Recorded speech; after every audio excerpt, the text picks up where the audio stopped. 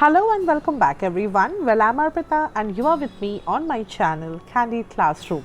Well, I really hope you're doing great, staying at home and keeping fit and fine. Well, today I'm back with another video, and today I will be talking about a very serious natural phenomena. A phenomena that is associated with weather change and climate, and both these topics are very similar to you, right? Because in your SST book you are constantly reading about the changing weather, what is the weather, what is the climate, what is the basic difference between them. The classes 6 and 7 you are reading about the climate change, you are reading about the wind circulation, you know what is air pressure and everything. So yes, you guessed it right. Today I'm going to talk about the cyclonic storm which is about to hit and make a landfall onto the different states in India, the eastern states in India, that has been named as Yaas, right?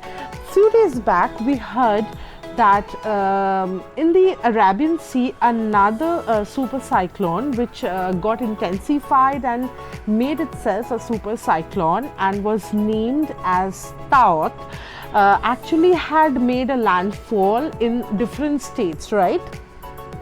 As it was originated in the Arabian Sea, you can easily imagine that the states which are surrounding the Arabian Sea, that is the coastal regions of Kerala, Karnataka, Maharashtra and of course Gujarat, have been affected very badly. Okay, so it is see, now we are going through a very tough time, we all, right, due to this coronavirus pandemic. Then again a different consequences that we are facing because of this pandemic situation.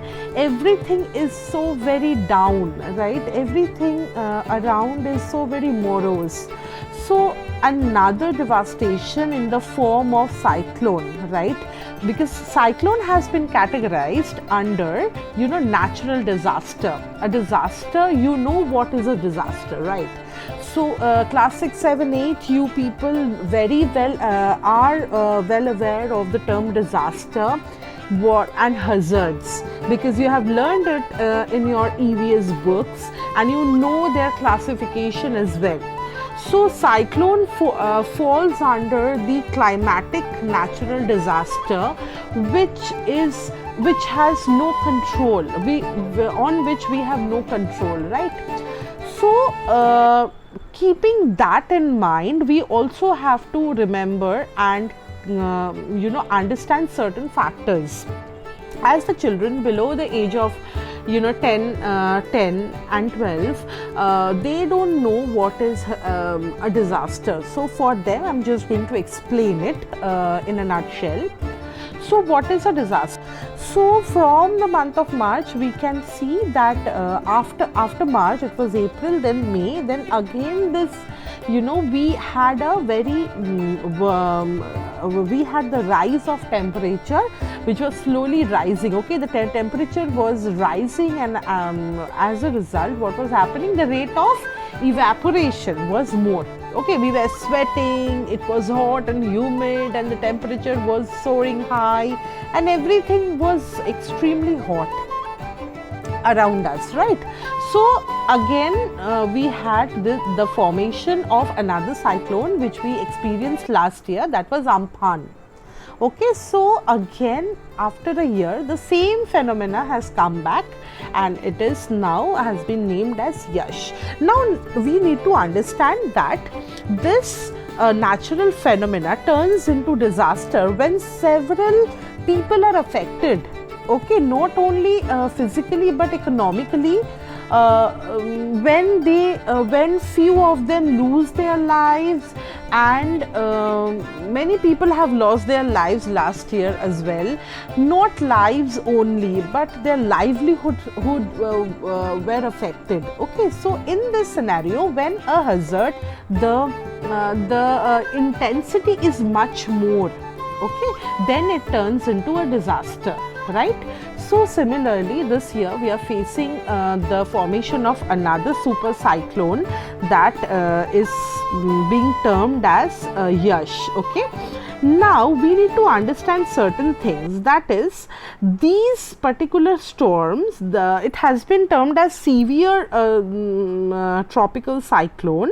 They actually originate, you know, only in warm oceans. All right, in warm oceans, or we can say in the tropical oceans, these cyclones are formed basically near the equatorial region. Okay. Now see, we need to understand certain things as well when we are talking about these. You all know about the wind circulation, right? Class 6, 7 students, even class 8, you know how our wind system is laid, and it is the wind system so beautifully structured and so systematically curated that we face no problem whenever we go on earth. Right, wherever we are, we can get the supply of oxygen from the flowing air, and you know the concept of the high pressure and the low pressure. For children below class 6 and 7, for them I just want to simplify the things. Now what happens on a very hot day? What usually happens, you put a you know, you go to your kitchen, you take a any bowl, any steel or any aluminium or any glass bowl, you fill water onto it and you then place it on top of your roof. Okay, what will happen after 3-4 hours? You will go again to your roof, your terrace. You will find that certain amount of water has been evaporated, right? System activates when there is a certain kind of heat you're putting onto the liquid, right? So similarly, in our earth is having 3/4 portion of ocean. We are surrounded by ocean, we are floating on the oceans, right? So it is very obvious that if the temperature is going to rise, the waters from the surrounded ocean or the water bodies will evaporate naturally, right? And you also know that the rate of evaporation is more near to the equator than towards the poles. Why so? Because now, for your information, I would like to mention especially about the children of class 4, 3 and 4. They already know about the different latitudes of the world. Okay, you know that we have certain imaginary lines drawn on the surface of the earth which are very important to us. Okay, they are imaginary lines, but they have a greater role to play in our lives, right? Okay, so just for your information, just note this, that the temperature is always high near to the equator because the sun is always giving its direct rays onto the equator. The sun is shining perpendicularly on top of the equator. Okay, thus the region near to the equator or the water bodies near to the equator are always heated up. Okay, so as the rate of heat is more, the rate of evaporation will always be more. Okay, so when the rate of evaporation is more, what is happening actually? The air above the ocean is getting thinner. The more you put heat onto something, the more you put heat on any liquid, the liquid will turn into what? Gas. Naturally, it will be lighter. Right? So when something is lighter, it will move up, it will have a tendency to move up, it will leave its former place and it will move up. Okay, but we also know that none of the place can be left behind. None of the place on the earth's surface is without the supply of air, right? We are surrounded by air. Air is everywhere, else we can't survive. So what will happen to the empty place that is getting created on top of the oceans? What will happen? The air surrounded by the air which is there already present around the ocean, which are not that heated up, will rush towards that empty place to fill the blank. Okay, to fill the blank. So when it will move towards the empty place to fill the blank, what will happen is we will feel the air, or it will turn into a storm. And when the storm is severe, it will turn into what? It will turn into a cyclone, and the cyclone, which will have a greater speed again, will turn into a super cyclone.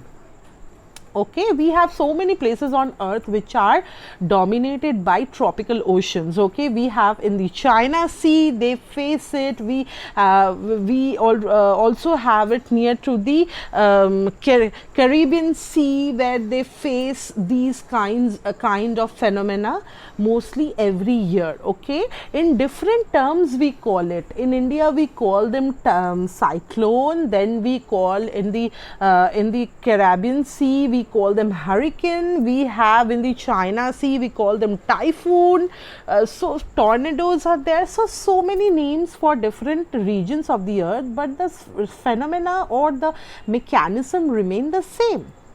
So when the air becomes light, or the low pressure is created, then from the surrounded high pressure area, the wind tend to move or rush towards the empty place to to occupy the same region. Thus the formation of storm is noted. All right. Cyclones actually have low pressure at the center, or we call it the eye of the cyclone. I will show you in the following diagrams like how it moves or how it forms. Okay, then only you will be able to follow properly that what actually happens. Okay, now we call it like when the wind in the rotating form reach about 63 km/h of speed, the storm is called a tropical cyclone. Okay, then we need to understand that when we are going to call it a cyclone, why it is not a storm or a gale, right? So we have categorized it in different categories. Okay, then we call it actually the Saffir-Simpson hurricane scale, on which we actually measure it. Okay, cyclones are divided into categories depending on the strength of the wind produced. There are many different classification scales, but one you may be familiar with this, that is what I just mentioned, the Saffir-Simpson hurricane scale. Okay, the scale is used to describe storms in different Hollywood movies, as you must have seen them, and they are named as Twister, okay, and the Day After Tomorrow or whatever. So here we can say that if the wind is having 75 to 95 km per hour, like meter per hour speed, then it can like the landfall, or the landfall will be like the damage at landfall will be minimal. Okay, very less. 96 to 110, it will be moderate. Then we have the third category, that is 111 to 130, that is extensive. Then we have 131 to 155, that is extreme. And the fifth category is higher than 156, that is catastrophic. Okay, so these are the several classification of storm. Okay, now the wind is still forming. Unless and until it takes its shape, we cannot really imagine how powerful it will be. A storm is always powerful. It has the capacity of making everything miserable around it. So once it takes the shape, the Indian Meteorological Department, the IMD, is always keeping a close eye onto the shape of the cyclone, and once it leaves the ocean and enters the the continent, enters the country, then we can actually only imagine how powerful it will be. The landfall will be in West Bengal, as they are saying. The landfall will be at Sundarbans, like it happened last year. Just imagine the condition of the people of Sundarban. They are so economically backward. They are like, the government is saying that they are prepared for all the things. Our army, our navy, especially, they are prepared, because as it's always a storm which is generating onto the sea, it is always our naval power who need to be alert, who need to be on their toes all the time, because they are the guardian of our security. They are our guardian for our safety. So they are closely monitoring the situation. You know what a disaster can do, because last year you have seen a similar kind of disaster done by Amphan, right? So children, I really hope that you have seen the entire video, you have learned something out of it, and what we all can do least is to pray that everybody stays safe and we get the power to overcome all the obstacles that are coming in our way. Okay, pray for everyone, pray for those who are homeless, pray for people who have nothing, pray for the safety and security of everyone out there, right? That is least what we can do. I request all of you to wear mask whenever for whatever little occasions you are going out of your home. If it is not that essential, do not go out of your home, stay at home, keep everybody, take care of everybody, take care of your elder members of the family, and share some good thoughts, share some good ideas with them. Stay positive, all right? Watch the video, like the video, share it with your friends, share the information with your friends. Those who are new to my channel, do not forget to subscribe my channel and stay by my side. Or also give me suggestions on what topics you are going to want me to bring on to you, and encourage my spirit, right? So I will be back with some more videos on some new topics the next day. Till then, please take care, stay safe, stay healthy. Bye bye.